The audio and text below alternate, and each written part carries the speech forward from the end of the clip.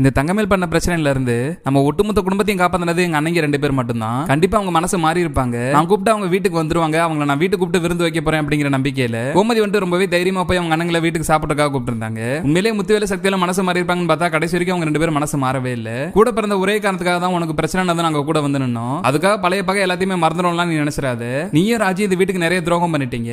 இதுக்கப்புறம் நீங்க எவ்வளவு முயற்சி பண்ணாலும் மறுபடியும் இந்த குடும்பத்தோட சேர்றதெல்லாம் இந்த ஜென்மத்தில் நடக்காது. உன்னோட வீட்டுக்குலாம் எங்களால வர முடியாது அப்படி சொல்லிட்டு முத்துவேல் சக்தியில் 2 பேருமே சேர்ந்து கோமதியை வீட்டை விட்டு வெளியே அனுப்பிச்சிடறாங்க. அழுதுகிட்டே வீட்டுக்கு வர கோமதி வந்துட்டு மறுபடியும் இந்த குடும்பம் சேராது போல உட்காந்து புலம்பிட்டு இருக்கிறப்ப கோமதிக்காக பேசுற பாட்டி வந்துட்டு இதுக்கு மேல நான் உங்ககிட்ட எதையுமே கேட்க மாட்டேன், என்னோட கடைசி ஆசையா கேட்கிறேன், நம்ம வீட்டுல இருக்க எல்லாரும் கண்டிப்பா போய் கோமதி வீட்டுல சாப்பிட்டு தான் வரணும். கோமதி முதல் தடவை நம்ம வீடு ஏறி வந்து கூப்பிட்டு கண்டிப்பா என்னோட ஆசையை நீங்க நிறைவேற்றுவேன் நம்புறேன் அப்படி சொல்லிட்டு முத்துவேல் சக்தியில் 2 பேருமே சம்மதிக்க வச்சிடறாங்க.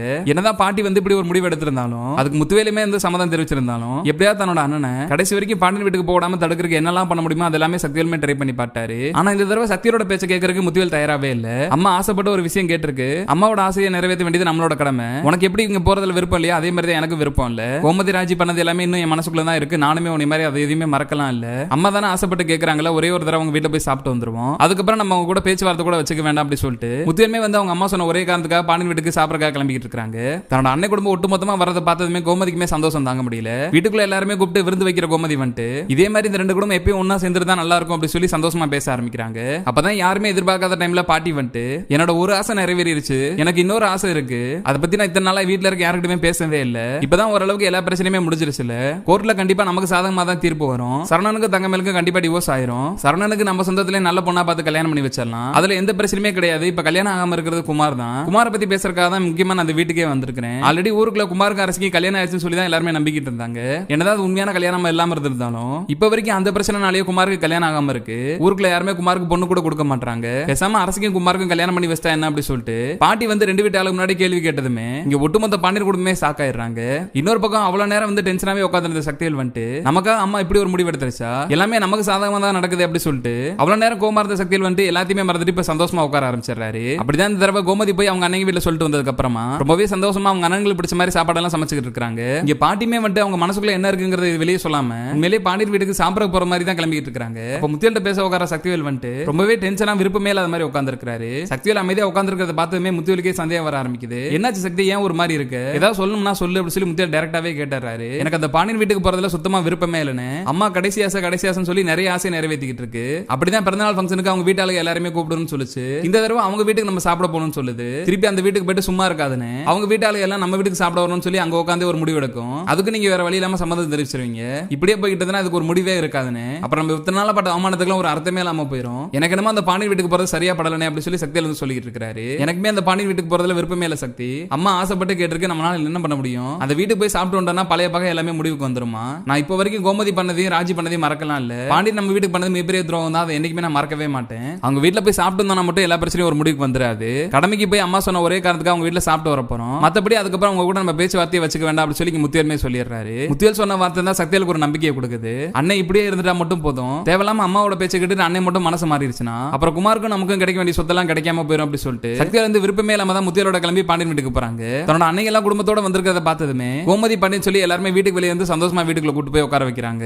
உங்களுக்கு பிடிச்ச மாதிரி தானே எல்லாமே சமையல் பண்ணிருக்கேன், வாங்க சாப்பிடலாம் அப்படி சொல்லிட்டு கோமதி வந்து ரொம்ப சந்தோஷமா பரிமாற ஆரம்பிக்கிறாங்க. பாண்டியனோட வீட்டுக்கு வந்ததுக்கு அப்புறம் கூட இந்த சக்திவேலும் சோனியா 2 பேருமே சேர்ந்துக்கிட்டு எப்படிடா பிரச்சனை ஆரம்பிக்கலாம் சொல்லி தான் வெயிட் பண்ணிட்டு இருக்காங்க. சோனியா பிரச்சனை பண்ண தான் ட்ரை பண்றாங்க அப்படிங்கிறது பழனிக்கு நல்லாவே தெரியுது. வீட்டுல எல்லாருமே அமைதியா தான் இருக்காங்க, முத்துவேல் அண்ணனே அமைதியா தான் இருக்காரு. தேவையில்லாம இந்த சோனியாவும் சக்திவேலும் ஏன் இப்படி பண்ணிட்டு இருக்காங்க, இவங்க 2 பேர்னால தான் ஏதோ ஒரு பிரச்சனை இங்க வரப்போகுது, அமைதியா இருக்கிற வீட்டுல ஏதோ ஒரு பிரச்சனை உருவாக்க போறாங்க அப்படிங்கிறது பழனிக்கு நல்லாவே தெரிஞ்சிருக்கு. இதனால டென்ஷன் ஆன பழனி வந்து சோனியாவை தனியா கூப்பிட்டு எங்க பெரிய அண்ணன் முத்துவேலே அமைதியா இருக்கு, தேவையில்லாம இப்ப நீ எதுக்கு சண்டை போற மாதிரி பேசிட்டு இருக்க, நீ ஏன் சின்ன அண்ணன் சேர்ந்துட்டு தான் ஏதோ பிரச்சனை பண்ண பாக்குறீங்க, ஆல்ரெடி 2 பேர் சேர்ந்து எதுவும் கூடி பேசி முடிவு எடுத்துட்டீங்களா, மறுபடியும் எங்க வீட்டுக்குள்ள பிரச்சனை பண்ணணும்னு சொல்லி முடிவு எடுத்து தான் இந்த வீட்டுக்குள்ள வந்திருக்கீங்களா அப்படி சொல்லிட்டு பழனி வந்து சோனியா கூட்டு பயங்கரமா சத்தம் போடுறாரு. எப்படியாவது ஒரு பிரச்சனையை உருவாக்கி விட்டு மறுபடியும் பழனி அந்த குடும்பத்துல இருந்து நிரந்தரமா பிரிக்கலான்னு பார்த்தா நமக்கு முன்னாடி இந்த பழனி தெளிவா இருக்காரு அப்படி சொல்லி சோனியா வந்து பழனி கிட்ட அவமானப்பட்டு அமைதியா கிளம்பி வெளியே வந்துடுறாங்க. இன்னொரு பக்கம் சக்திவேலுமே உட்காந்துக்கிட்டு பாண்டியன் வீட்டை பத்தி குறை சொல்ல ஆரம்பிக்கிறாரு. அப்ப சக்திவேல பேச உடம்பு தடுக்கிற பாட்டி வந்துட்டு தயவு செய்து கொஞ்ச நேரம் எல்லாரும் அமைதியா இருங்க, சந்தோஷமா இருக்கலாம் சொல்லி தான் இந்த வீட்டுக்கு கிளம்பி வந்திருக்கிறோம், இந்த வீட்டுக்கு வந்து மறுபடியும் சண்டை கட்டாதீங்க, பழைய பகையெல்லாம் மறக்கணுங்கிறக்காக தான் உங்களை இந்த வீட்டுக்கு சாப்பிடறக்கே கூப்பிட்டு வந்தேன், மறுபடியும் இந்த வீட்டுக்கு வந்ததுக்கு அப்புறம் பழைய பகையை பத்தி பேசிக்கிட்டு இருக்கீங்க,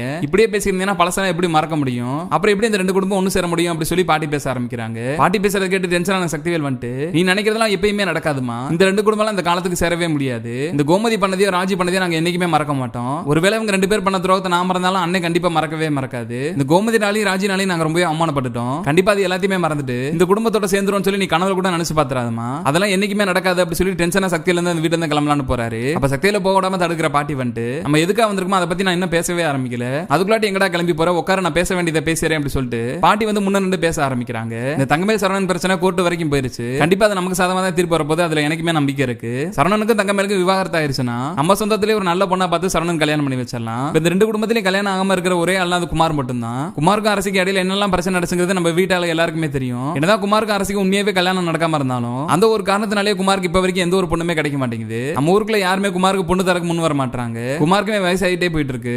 நான் இப்ப கேக்குறது சரியா தப்பான்னு எனக்கு தெரியல.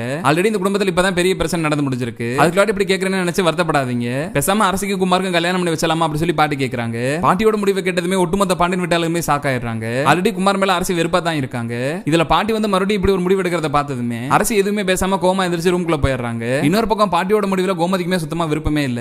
எங்க வந்து என்னமா பேசிக்கிட்டு இருக்கிற, இந்த ரெண்டு குடும்பம் ஒன்னா சேரணுங்கிறத என்னோட ஆசை. அதுக்காக குமாருக்கு அரசியை கல்யாணம் பண்ணி கொடுத்து என் பொண்ணு வாழ்க்கையை நானே கெடுத்துற மாட்டேன். அந்த அளவுக்கு நான் ஒன்னும் முட்டாளா இல்ல அப்படி சொல்லி கோமதியுமே பேச ஆரம்பிக்கிறாங்க. அவ்வளவு நேரம் பாண்டியன் வீட்டாள மேல கோமாவே உட்கார்ந்திருந்த சக்திவேல் வந்துட்டு பாட்டி வந்து இப்ப நமக்கு சாதமா பேச ஆரம்பிக்கிறாங்க அப்படிங்கிறது தெரிஞ்சதும் அவருமே அமைதியா அவங்க அம்மா கூட உட்கார்ந்துறாரு. எங்க அம்மா கேட்கறதுல என்ன தப்பு இருக்கு, இந்த அரசி பண்ண பிரச்சனைனால தானே என் பையனுக்கு இப்ப கல்யாணம் ஆகாம இருக்கு. அரசி மட்டும் குமார் வாழ்க்கையில வரலன்னா இந்நேரம் குமாருக்கு நல்ல இடமா பார்த்து நான் கல்யாணம் முடிச்சு வச்சிருந்திருப்பேன். இப்போ உங்க வீட்டு பொண்ணுனாலதான் என் பையன் வாழ்க்கை கேள்விக்குறியாய் நிக்குது. எங்க அம்மா கேட்கறதுல எந்த தப்புமே இல்ல. பேசாம அரசிக்கும் குமாருக்கும் கல்யாணம் பண்ணி வச்சலாம் அப்படி சொல்லி சக்திவேலுமே பேச ஆரம்பிக்கிறாரு. இங்க பாண்டியன் வீட்டுல இருந்து யாருமே வாய திறக்காம அமைதியாவே தான் உட்கார்ந்து இருக்காங்க. நான் ஒரு ஆளான்னு கேள்வி கேட்டு இருக்கேன், யார் பதிலையும் பேச மாட்டீங்க. உங்களுக்கு விருப்பம் இருக்கா இல்லையா யாராவது சொல்லுங்களேன் அப்படி சொல்லி பாட்டி மறுபடியுமே கேட்கறாங்க.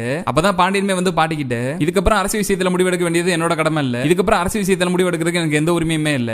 அரசுக்கு உண்மையில இந்த கல்யாணத்துல விருப்பம் இருந்துச்சுன்னா நீங்க தாராளமா பண்ணி வைங்க, எனக்கு எந்த பிரச்சனையும் இல்ல, அரசுக்கு சம்மதம் எனக்கும் சம்மதம் தான் அப்படி சொல்லிட்டு பாண்டியனுமே அவரோட முடிவை சொல்லிடுறாரு. தன்னோட அம்மா இப்படி ஒரு முடிவு எடுப்பாங்கன்னு சொல்லி முத்துவேலுமே நினைச்சு கூட பார்க்கல. இன்னொரு பக்கம் அவங்க அம்மா சொன்னதெல்லாம் பொறுமையா யோசிச்சு பார்க்குற முத்துவேலுமே வந்துட்டு நம்மளும் ரொம்ப நாளா குமாருக்கு பொண்ணு பார்த்துட்டு தான் இருக்கும். இப்ப வரைக்கும் குமாருக்கு பொண்ணு கொடுக்கறதுக்கு யாருமே முன் வர மாட்டாங்க. பேசாம அரசியவே குமாருக்கு கல்யாணம் பண்ணி வச்சிடலாம், இந்த பிரச்சனை எல்லாம் ஒரு முடிவுக்கு வந்த மாதிரி இருக்குமே அப்படி சொல்லி முத்துவேலுமே யோசிச்சுட்டு இருக்காரு. அப்பதான் பாட்டியுமே வந்து அரசியை பார்க்கறதுக்கு அவங்களோட ரூம்க்கே கிளம்பி போயிடுறாங்க.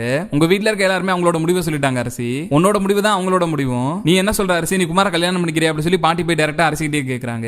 ஏற்கனவே குமார்னால ரொம்பவே பாதிக்கப்பட்ட அரசி வந்துட்டு என்னதான் பாட்டி இறங்கி வந்து இவ்வளவு தூரம் கெஞ்சி கேட்டாலும் கண்டிப்பா மறுபடியும் அரசி வந்து குமார கல்யாணம் பண்றதுக்கு வாய்ப்பு ரொம்பவே கம்மின்னு நீங்களும் நினைச்சீங்கன்னா மறக்காம இந்த வீடியோக்கு ஒரு லைக் பண்ணி உங்க ஆதரவை தெரிவிங்க.